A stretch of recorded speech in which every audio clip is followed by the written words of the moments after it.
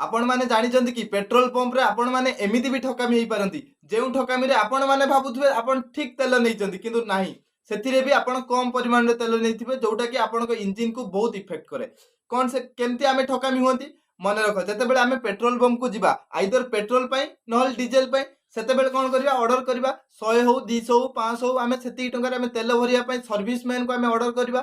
सी जिते price T मारे आम सब price box container price box को आम लक्ष्य करती जदि से जीरो रु स्टार्ट हुए आम भावती आम सठिक परिमाण में आम पेट्रोल टी पाइले ना आज्ञा ता सहित ता तलू तो आपण मैंने लक्ष्य करेंगे से गोटे डेनसीटी थी ठीक अच्छे आपण मैंने जदि पेट्रोल आणुंट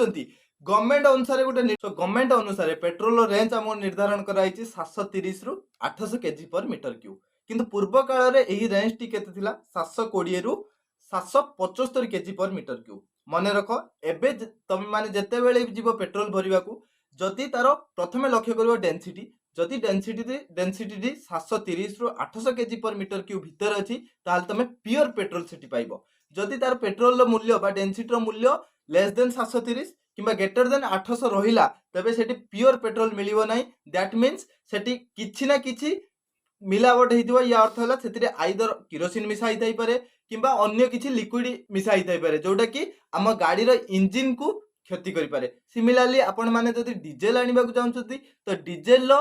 तो सिमिलर गोटे डेंसिटी अछि जार डेंसिटी रो मूल्य होला 830 रु 900 केजी पर मीटर क्यूब जोटा कि गवर्नमेंट एबे निर्धारण करिछि किंतु पूर्वरु तार रेंज कोन थिला ना ता पूर्वरु रेंज थिला 820 रु 860 केजी पर मीटर क्यूब किंतु वर्तमान तुम माने जीवो जदि डीजेल आणुच तुम माने प्रथमे डेंसिटी को लक्ष्य करिवो एवं डेंसिटी रो मूल्य जदि 830 रु 900 केजी पर मीटर क्यूब अनुसार थाए तबे तमे माने प्योर डीजेल सेठी पाइबो बुझि पाइलो जाउटारे किछि भी तमे जो क्वालिटी रो जिंस पैसा दउचो सेम क्वालिटी पई तमे जिंसटी सेठी पाइबो हम मन रख जदि तुम माने सेठी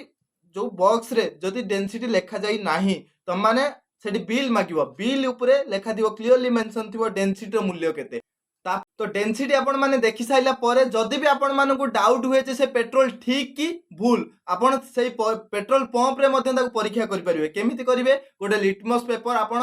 मागिबे तो लिटमस पेपर ऊपर जदि पेट्रोल ढालिबे जदि से लिटमस पेपर रो कलर चेंज हो जाउची आपण माने जानिबे जे से पेट्रोल किबा डीजल ठीक नुह सेतिरे किछि ना किछि ऐड हेछि बुझि पाइलो जदि से लिटमस पेपर रो कलर टा सेम रहिला ताल तम मान जानिबो एठी प्योर पेट्रोल मिलुची बा प्योर डीजल मिलुची जदि सेहीटा भी आपण माने करि पउनांती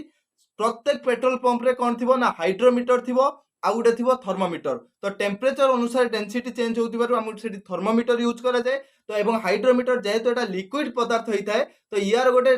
हाइट मापिया पई सर्टेन हाइट मापिया पई तो हाइड्रोमीटर एठी यूज करा जाय तो एवं हाइड्रोमीटर एवं थर्मोमीटर यूज करके हम सेठी डेंसिटी काढी परिबा एवं हम